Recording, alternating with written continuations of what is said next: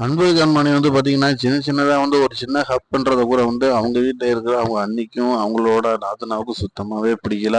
அவங்க என்ன நெனைக்கிறாங்கன்னா, "இந்த அளவுக்கு நீங்க சந்தோஷமா இருந்தா, நாங்க உங்கள சும்மா விட்டுருவோமா?" அப்படின்னு மனசுல நெனச்சுக்கிட்டு, நேரடியா கண்மணிட்ட போய், "எனக்கு மட்டன் சாப்பாடு வேணும், சிக்கன் சாப்பாடு வேணும்" அப்படின்னு சொல்லி ஆரம்பிச்சுர்றாங்க. இவங்க இப்படி அடுக்கடுக்கா ஒவ்வொன்னா சொல்லும்போது, கண்மணி ஒரே வார்த்தையில, "நீங்க இப்படி எது சொன்னாலும் கண்டிப்பா கிடைக்காது. வீட்ல வந்து சாம்பார் சாப்பாடு தான் இன்னைக்கு நான் வைக்க போறேன். புடிச்சா சாப்பிடுங்க. இல்லன்னா நீங்க ஆர்டர் வாங்கி சாப்பிட்டுக்கங்க" அப்படின்னு சொல்லி ஒரேடியா அவங்க முகத்துல அடிச்சாப்புல சொல்லிர்றாங்க.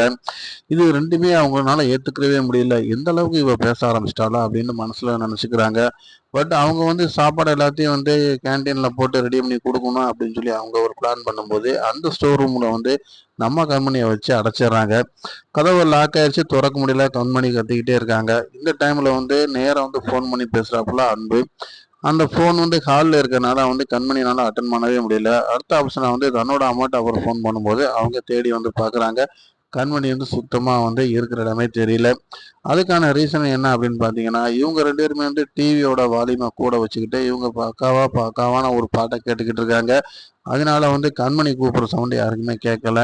போதும் போதும் இதுக்கு மீறி வந்து நம்ம 2 பேரும் வந்து இன்னும் கண்மணிய கத்த விட்டோம்னா, அத நாம தான் பண்ணணும் அப்படின்னு தெரிஞ்சுக்கிறோம்னு சொல்லி சத்தமே இல்லாம லாக் எடுத்து விட்டுறாங்க.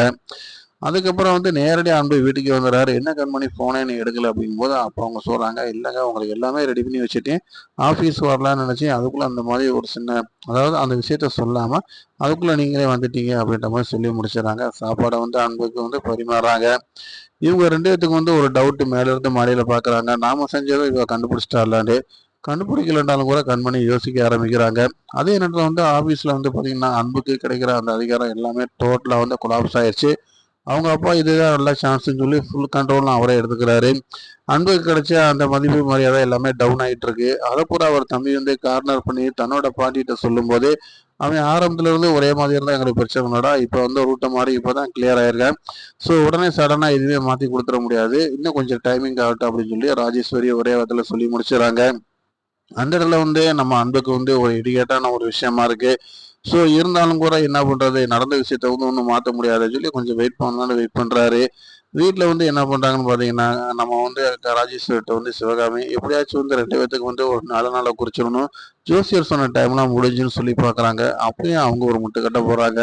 இரு நான் ஜோசியர திரும்ப ஒருக்கா பார்த்துட்டு, நானே டைம் எல்லாம் குறிச்சுட்டு வரேன் அப்படின்னு ராஜேஸ்வரி முடிவு எடுக்குறாங்க.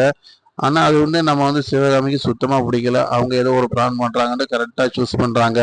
ஆமா, அவங்க 2 பேத்தையும் கோயில்ல போய் இன்னைக்கு ஒரு பரிகாரம் பண்ணிட்டு வாங்க அப்படின்னு ராஜேஸ்வரி சொல்றாங்க. அது எந்த அளவுக்கு உண்மை அப்படிங்கிறது தெரியல. இருந்தாலும் நாம கூட போனோம்னா நம்ம பிள்ளைகளுக்கு சேஃபா இருக்குமே அப்படின்னு சொல்லி சிவகாமி நினைக்கிறாங்க. ஆனா இந்த விஷயத்துல வந்து எந்த அளவுக்கு வந்து கரெக்ட்டா நடக்குது அப்படிங்கிறது தெரியல. தொடர்ந்து